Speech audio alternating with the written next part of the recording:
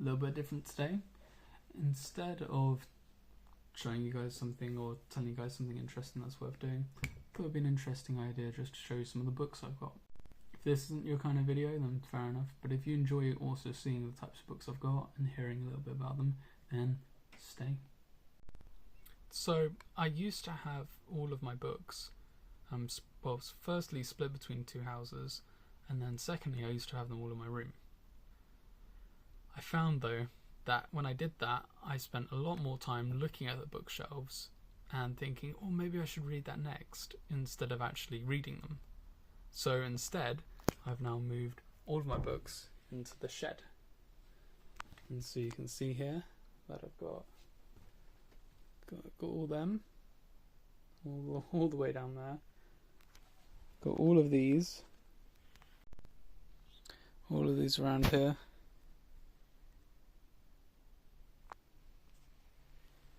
And I have to say, I'm very sorry, but I have not actually read most of these.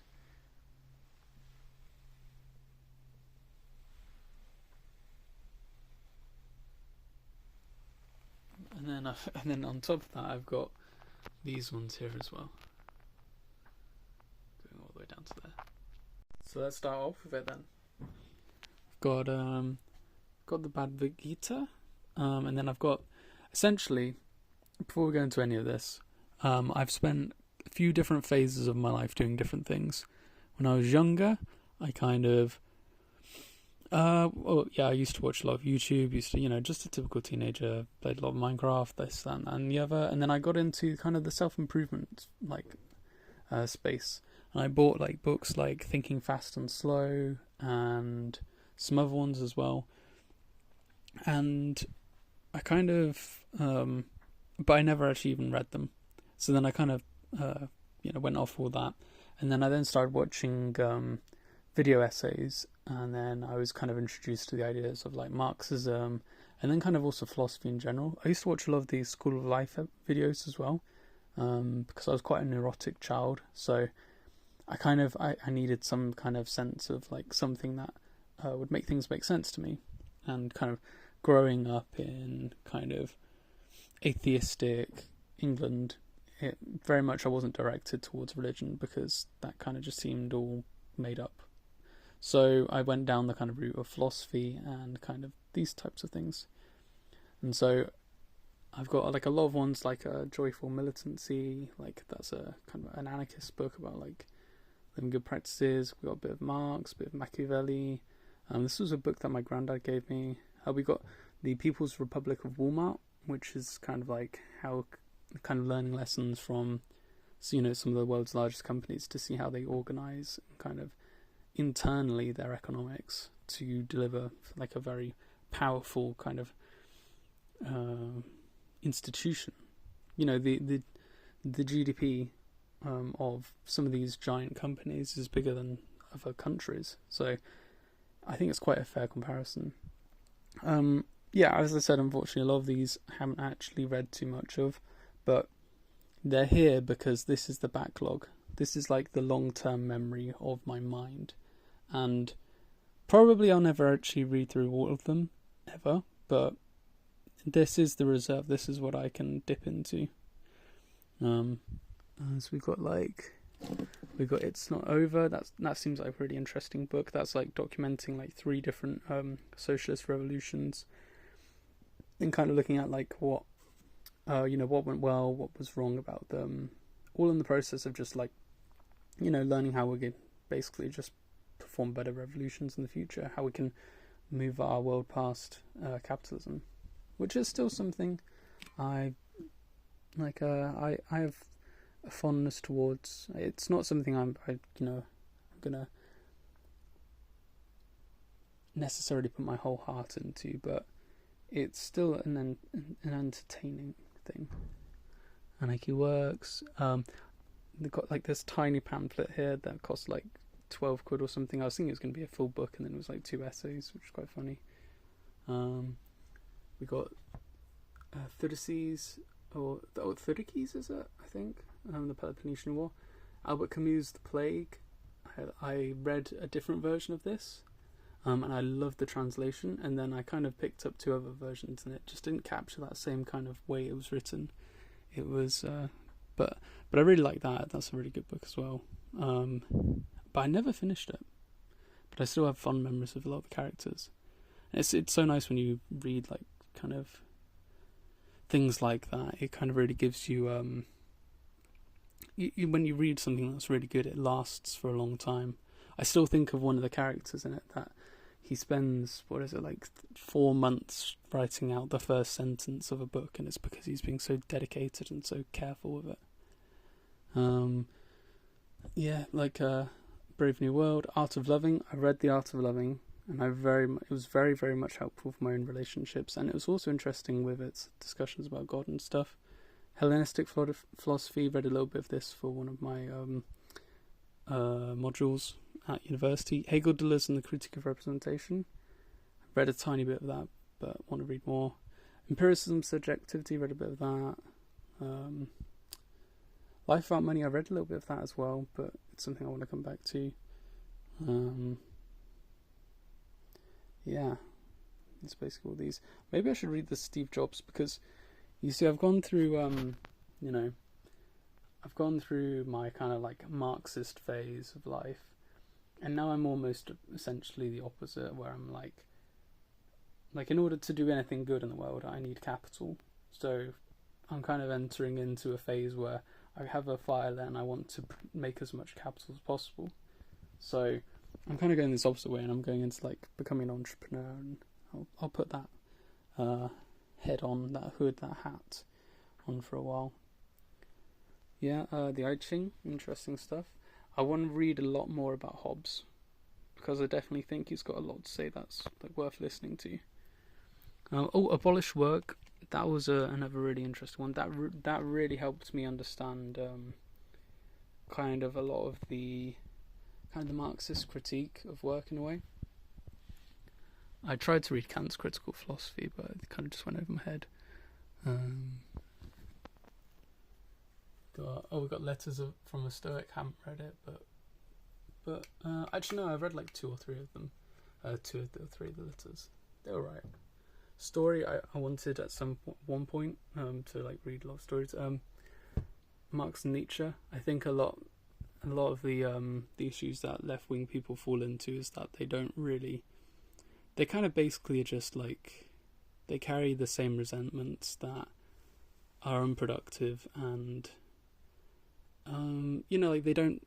There's a lot of people who don't really examine themselves and who are not really kind of honest with themselves. And I think Nietzsche is someone who really makes you like look at yourself and think about who you are and be more honest and actually just freer in your own life. I want to read the Upanishads. Capitalist Realism, that was a really good book. I really enjoyed that. The Therapy of Desire, that was a good one. I also read that for one of my modules. And we've got a bunch of stuff here. Like there's a couple of like books there. We've got Hyrule Historia. If you can tell, I was a nerd. I quite liked Arjun Chang's 23 Things They Don't Tell You About Capitalism. That's there. I recently got this one in India, which I'd been wanting to read a lot, which is Jungian psychology, and also particularly like kind of psychology of the female as well, because I've been wanting to explore like my ideas of the Amina in my own mind, so I can kind of better understand myself. What else we got? The Good Soldier, Svej, I don't know. Joseph Heller, who wrote Catch-22, said that he'd recommend this, so I wanted to get it, and I have never read it. Got a couple more books I haven't read. And then moving down here, we've got Extinction Rebellion. When I went through my phase of being part of Extinction Rebellion, in my Instagram profile picture, I used to have a picture of the of their kind of symbol, and I went to one of the talks in it was in Reading Festival, and I asked the people there about if because they were pacifists. I asked them if violence they thought would be justified in some situations. And then we've got a couple of other stuff. Oh yeah, there's Thinking Fast and Slow. Right there. Probably some stuff behind there. A couple of stuff like alternative medicine stuff. Again, Hao Jun Chang, interesting one. Wanted to read Rosa Luxemburg, but I'm just not in that phase of my life anymore. I have thought about reading George Orwell. Yeah, we've got like Peter Kropotkin, Marx again, Hume, Lenin as a philosopher, Plato. I love Plato. And then this was one of my favourite books, Negotiations, because this has the postscripts on societies of control. And Deleuze was one of my favourite philosophers, or is one of my favourite philosophers, because of that analysis that he does there, and then also later because of all his works he did with Guattari. He became very much like a kind of mentor in my philosophy career. Lao Tzu, the Tao Te Ching, also one of the best books I've ever read, if not the best book. Wanted to read a bit more of this one, but I do love Spinoza. Spinoza's amazing. We've got a couple of other ones, a bit of Kierkegaard, all these things, crystals, just in case. Great teacher projects for some reason. We got a bit of Kioran. I think I'd read like 3 lines and I was like, wait, I'm not depressed, I don't need to read this. A couple of these other ones. I read this at the start of last year. It gave me a lot of good ideas about how I could find meaning in life and how it didn't have to necessarily actually be tied to kind of finance. I think one of the key things that people do nowadays is they think that they have to monetize the things that they love, because there's that whole idea of, oh well, if I'm just doing this thing and I love it, I'm going to be super productive in it because I'll enjoy doing it. And then if I'm really productive in something and if I spend a lot of hours on it, then I'll be able to have a lot of output, and then that will be a lot of money that I can get. But it isn't like that, is it? From like another side, I've been reading the Fast Lane, the Millionaire Fast Lane by MJ DeMarco, and one of the key points he puts there is like you've got to fulfill people's needs if you're a business. So you've got to actually cater for them. You can't just sit there and do anything you like, because what you want to do is probably not actually in high demand, or it may be in high demand, but it also may be in very much high supply because everyone else likes to do that as well.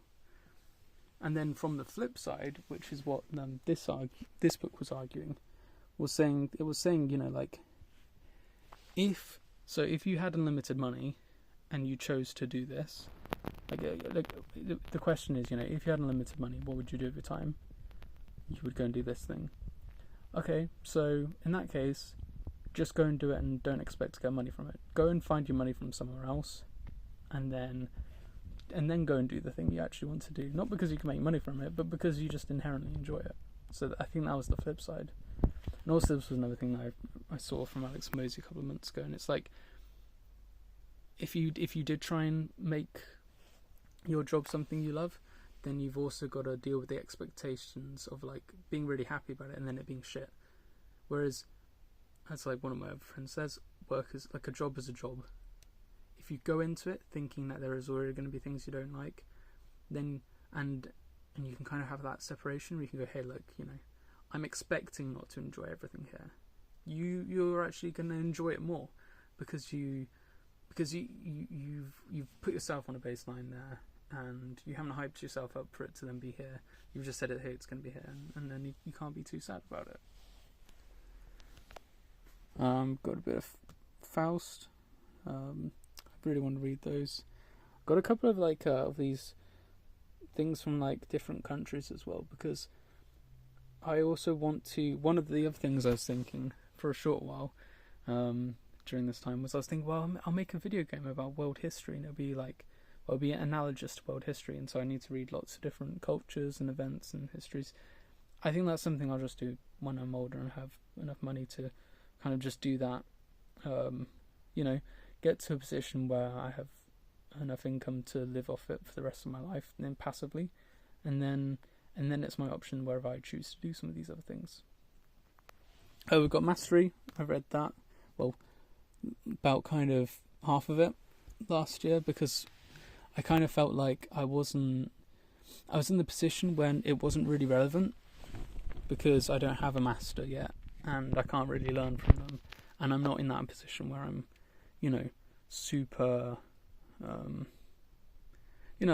just wasn't at the stage where it would apply and make a lot of sense.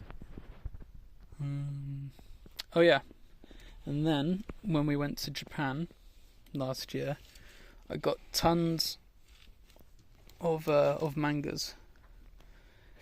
I'm not actually going to read them, but these are all the kind of mangas of things of animes essentially, that have really kind of, I guess, had either an impression, whether that's whether that's in my character, whether that's in the references and the friends I've made, whether that's in the humour, whether that's in the intellectual aspects of things. So there's a couple of nice ones. I wonder if you guys can see any ones that you really like. Oh, I didn't even talk about these, but the 6 Pillars of Self-Esteem, that was a fantastic book for me to really understand about how I could improve my own perception of myself. And this is something that I think is a really key thing that especially people on the left don't really consider, which is if they do, at the very least, it's always captured by the right. Because essentially, one of the ways that the way you have self-esteem is if you have self-respect, and if you have self-respect, it means you have a good self-reputation. So you need to think of yourself as though there's 2 of you. There's the physical you, and then there's the one observing you. And if you keep on doing things to kind of show disrespect to either or one of them, you're going to feel like you've got a bad self-esteem. This is an amazing book, and I never actually read it. Instead, I actually just listened to the audiobook while I walked around Oxford when I was studying in the city. 5 Love Languages, a really key one as well, I'd say again. I don't think my relationships would be nearly as good without this. I would honestly just really recommend it. Prefigurative Politics, that was an interesting one, and that's also kind of why I've gone more into this desiring to have a lot of capital, because in order for us to build the world that we want, we need to build it, and we need to have capital, and we need to also organise and structure it kind of today as how we'd want it tomorrow.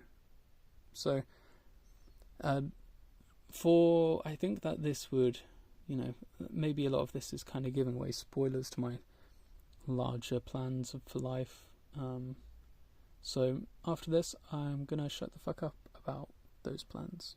So if you've actually found this, then you've probably got like a cheeky sneak view of me, of like my views. On the Genealogy of Morals, really good book. Really made me think about how I want to essentially identify more of the kind of master morality, which I don't know is problematic in it, but also there's a lot of good things for it. This book, I was given to it by a priest, I think, or I don't know, but she was someone who walked into the coffee shop and was like, "Hey, we're going to drop a bunch of books off. Do you want any?" Malatesta. I got this in a shop that I really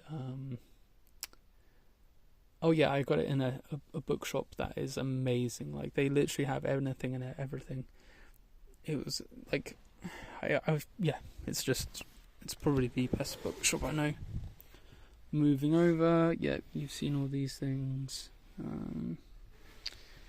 Got a couple of like things I got from Kex as well that I've probably never actually used, but I thought would be a good idea for some kind of footage and some kind of video. these two books are the two books that I've read so far this year. I've also read the Think and Grow Rich as well. I got a second copy of Vagabond. I'm going to try and get a copy every birthday, and then one day read them all. These are also books that have really influenced my life, and also a lot of aspects of it. I've spoken about these before in another video, but if you know any of them, then you know. Philosophy didn't really. I mean, that's just a representation of philosophy for me. But yeah. And then these were some of the ones I was kind of queuing up to read after the ones, but and then Lore Olympus's Prose, but I don't know, to be honest. Like, I think with 90% of these, maybe 95% of these, I probably never will read, but it might give you one. You might find some enjoyment in this by it giving you some good recommendations. Also, it might you might just be interested just because bookshelves are a reflection of the people who they belong to, in some way or form. I wanted to read The Art of Peace. I wanted to read all of these. As you can tell, like these are kind of the ones that I've wanted to read. I read this one also for my dissertation, is Masculinity Toxic. One of the things I found from that, which I thought was really interesting, that's the Stay in Revolution. One of the things I thought was really interesting from that, in the book, it kind of one of the things it pointed out was how previously, like before like the kind of 60s or 70s or 80s, in film and TV, guys who slept around were seen as pretty sleazy. But when I read this, I was kind of under the impression that guys who slept around were kind of essentially, really cool dudes who everyone should kind of, who males should kind of aspire to in order to have like a good sense of self. But I mean, I very much disagree with that now. I was thinking of reading Vanity Fair because it seems really good, but then also I don't know, I don't like the writing of it yet. But yeah, we got Thus Zarathustra, a couple of those. I also read The History of Masculinity. Got a Bell Hook book there. I was thinking of reading this soon as well, Ingenuity, to come up with like good product ideas and be more creative in general. I was also reading A History of Religion. That seemed really interesting. And The Dawn of Everything. And again, I was gonna do I was thinking of becoming a mangaka for a very short moment there. Well, probably about 2 months or so. These are kind of like travel books and basically. We went to Japan, funnily enough, if you couldn't tell that already.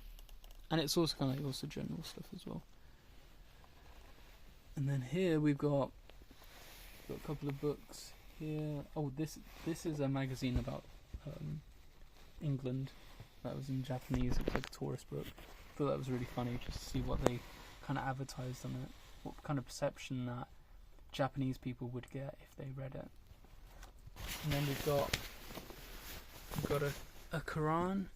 We've got Summa Theologica. I've got Dance of the Dialectic there. Another Deleuze book. Removing Karl Marx again.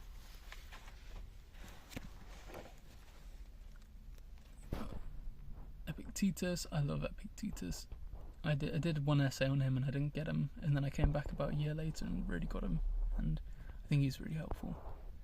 A couple of those ones. Oh yeah, I want to read Difference and Repetition. What else is there? No, going to the what's that stuff? I can't even read it now. And then this is the final bit. We've got like a couple of books here. Something fell over, but that's okay. Yeah, and that's pretty much it. Interesting stuff. I mean, if none of that makes any sense to you, then it probably doesn't have any meaning, but if there's a couple of them that you also share, put them in the comments. I'd like to see what we have in common. Put these there. Yeah. As I said before though, this is my long-term storage.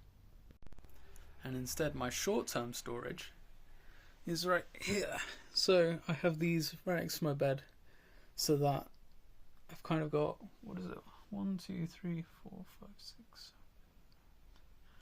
got 11 books there essentially that I'm kind of working through.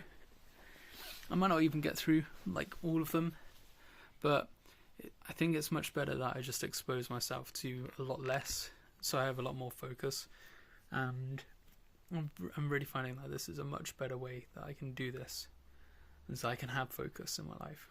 It's kind of that like agile methodology, you know. It's like sit down and have a sprint on this. So right now, I'm not trying to plan out my whole life. I mean, you know, I do have plans for my whole life, but I'm not trying to plan everything all at once. It's just this stage that we're working on, and this stage is trying to work out how to produce something that's very good for people that they want, and then being able to distribute it and sell it in a way that's really effective. And here we've got The Art of Communicating, we've got Man's Search for Meaning, Who Moved My Cheese, The Psychology of Money, Handbook of Nature Cure, which is, you know, separate from the other stuff, but that was because my back and everything was really aching for a bit. How to Change the World, I don't know, I thought that might be interesting. Make Money Online, Mastery again, yeah, I was going to try and return to that. Deep Work, Atomic Habits, and The 4 Hour Work Week. I read through about half of The 4 Hour Work Week, and then I realised that I don't have a job, and I also don't have my own business, so it's kind of be pointless like learning how to liberate and automate myself if I don't even have things to liberate and automate from. I think the keyest thing about all of this is that there's scope creep. There's always going to be scope creep. I'm always going to keep on like putting a bit too much on my plate. But the thing that's different from how it has been in the past is that I've always beaten myself up thinking, oh, I can't achieve these things. Now I just see it as the kind of just a natural process of just learning and developing. It's just like gardening. You know, if you want to grow some roses out or something, you let it grow, you let it expand, you let it creep up further than it really needs to go. And then you then cull it, and then you then cut it off, and then you then go, okay, what's the bit that we're going to try and focus on growing? And I think it's just that process. It's just that kind of continuous kind of growing, learning, expanding, and then minimizing, and then focusing. And then growing, and then cutting back, minimizing and focusing. And I think that's just the way I'm going to, or the way I am doing things right now, and I think it's pretty helpful. So I hope this has been a very interesting video for you guys. I hope that there's been some interesting insights here, maybe. Well, maybe not insights, but maybe insights into my life. Maybe not into your own. Hopefully into your own, but I don't know. I don't know if I can really honestly say that there might have been. I hope there is anyway, though. But anyway, I'll see you guys in the next video.